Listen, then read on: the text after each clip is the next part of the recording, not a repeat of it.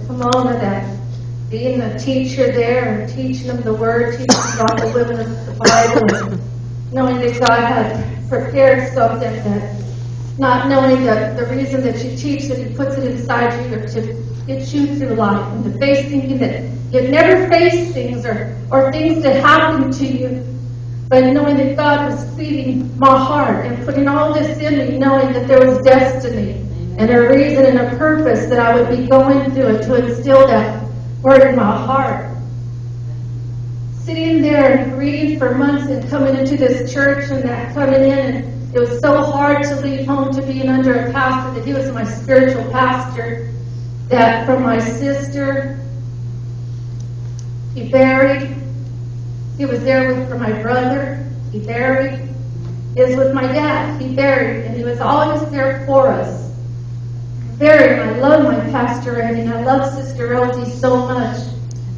And it was so hard to leave home, but God had a calling on my husband's life, and my husband loved what he was doing there. He loved it. He loved the fellowship, because the people loved him so much. And I would be up there reading and reading and reading, and one day I came downstairs and I said, "Jim, it's time." And he said, "What?" I said, "It's time." I said, "God's called you. It's time." He didn't hear nothing, and about 2 weeks later, Pastor presented him and told him, there's an opportunity out there. I want you both to go look. So me and my husband came in here, and we got there, and we had one of our Sister Maria. She wanted to save us. Okay. Yeah, well, because you came undercover. She wanted to save us. I said, "Okay, praise God." We're okay. But the moment that I walked in here, hearing the worship, feeling the presence of God within this house, me and my husband drove home, and we were halfway, and we just looked at each other. We knew it's time. It's time to come this way, that God planned and purposed and He ordained us for such a time as this. Amen. But the message today is called Blessings in the Mess. The Mess. I've been reading in the book of Isaiah. If you would turn to Isaiah 54:1, please.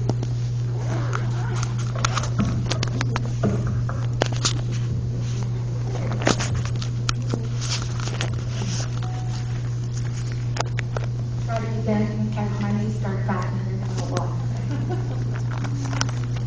In Isaiah 54:1, I'm going to go through 1 through 17. Y'all there? Amen. It says, "Single barren, you who have not borne, break forth into singing and cry aloud, you who have not labored with child, for more are the children of the desolate than the children of the married woman, says the Lord. Enlarge the place of your tent, and let them stretch out the curtains of your dwelling. Do not spare, lengthen your cords, and strengthen your stakes, for you shall expand to the right and to the left. And your descendants will inherit the nations and make the desolate cities inhabited. Do not fear, for you will not be ashamed, neither be disgraced, for you will not be put to shame. For you will forget the shame of your youth, and will not remember the reproach of your widowhood anymore. For your Maker is your husband, the Lord of hosts is His name, and the Redeemer is the Holy One of Israel. He is called the God of the whole earth." And I'm going to stop right there, and it says, "Oh, sing, sing, oh, barren." Do we feel barren at times? Do we feel alone at times? Do we feel that we're walking here and walking good with God, and what's going on here, God, that I just feel so alone, I feel so nervous, I feel like I'm struggling in this situation. But guess what?